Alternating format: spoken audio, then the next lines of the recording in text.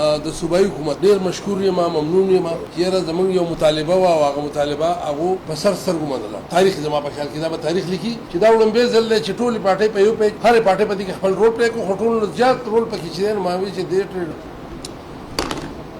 د ټولو نه وړاندې خو زه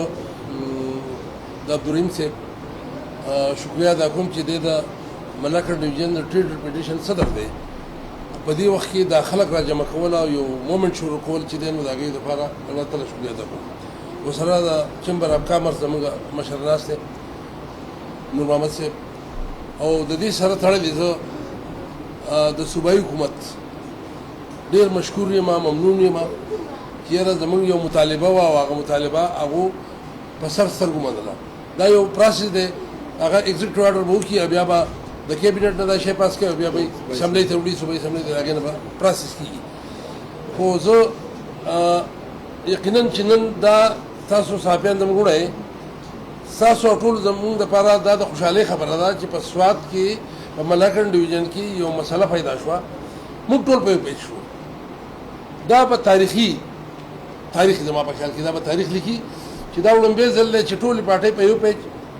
هرې پارټۍ په دې کې خپل رول پلی کړو خو ټولو زیات رول پکې چې دی نو ما وایي چې دې ټریډ ریپیټیشن او د چمبر اف کامرس ډیپ لوبولی ځکه چې اونلی سټارټ بای پاس باندې د اوټل نه سټارټ وکړه. زموږ گزارش به د عوامي نیشنل پارټۍ د ضلع سوات په سر بیس باندې زموږ گزارش به دا چې موږ د ملاکنډ ډویژن زوړ سټیټس بحال کړو. مختصر الفاظو کې به دې کې دویمه خبره شته چې هغه سټیټس بحال کړو نو موږ به الو په قلاره کېږو. مسله اوس داسې ده چې هغې ته مرکزي حکومت باندې خو د IMF پرشر و. اوس د IMF پرشر چې دی نو هغې کې زموږ سره غټ مدد صوبایي ګورمنټ وکړو چې دې زموږ سره په یو پیج شو. اوس هغو ته بله بهانه پاتې نه شوه. اوس په دې وخت کې چې موږ کومه مطالبه ده یا کوم مومنټ شروع شوی دی کم د خلکو ایفرټس کړي دي د هغو ټول زه دریم صاحب په دې خپل پریس کانفرنس کې د هغې به لږ ټچ ورکوم چې دا کومو خلکو IPCs کړي دي دا په چا احسان نه دی. دا موږ د فرض جوړېدو که موږ عوامي نیشنل پارټۍ کړې دي که پاکستان پیپل پارټۍ کړې دي که پاکستان مسلم لیګ کړې دي که جمعیت العلماء اسلام کړې دي. زه د عنایت صاحب ډېر مشکور یم موږ چې هغه له تلو دعوت یې ورکوو نو هغه وایي چې په 19 تاریخ موږ خپله راوغوښتې ده خو بهرحال هغه زموږ دپاره خپل وډرا کړه وخت پرون د هغې وضاحت وکړم د هغې مشکور یم. اوس دا قام چې کله یو شي دا ټول خلک اویرنس دومره دی چې هر سړی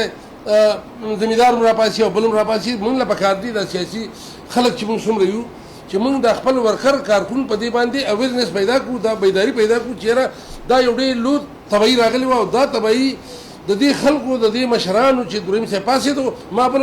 پنجاب بیکرۍ کې ویلي جمعه که دا شی کامیاب شو نو داسې یاره به تاسو ته ځي نو نیمه پګړۍ خو ګټلې ده ځکه چې پرون نیمه پګړۍ وګټله. موږ په دې خوشحاله یو موږ د دې قام او د وطن خلک یو. اوس دا کمې خبرې چې مرکز ته جوړې شوې مرکز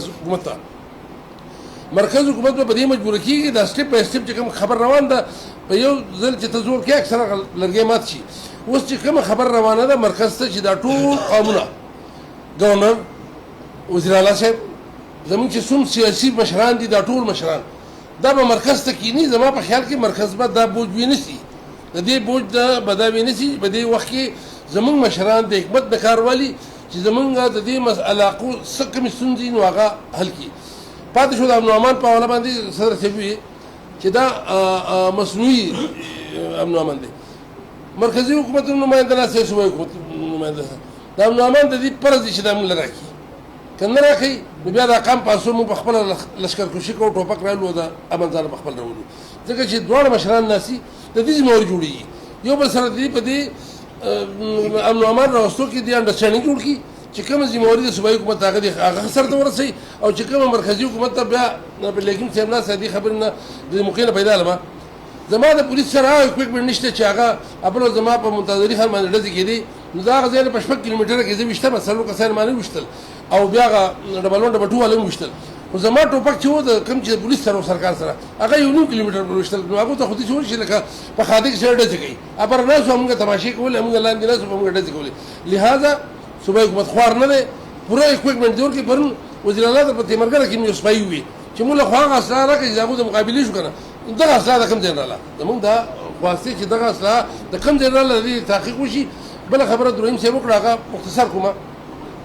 چې 2008 کې 10 کې خلک وته IDPs کې وته زه د شکریه په خبره ده کوم مونږ غواړم دا چې 2008 نه شروع شي د احتساب په 2022 کې چې په سیلاب کې وزیر اعظم صاحب راغی 2 روپۍ اعلان کړی سواد چاته 100 روپۍ ملاو دي هغه 25000 ملاو شو اول دې زمای حساب کتابو کې زمای حساب مشکور یم شکریه ده کوم په دې خو چې دا 2008 نه راوځي شي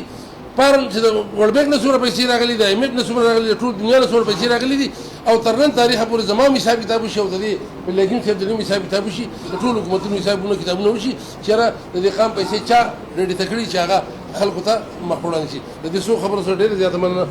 شکریه ده کوم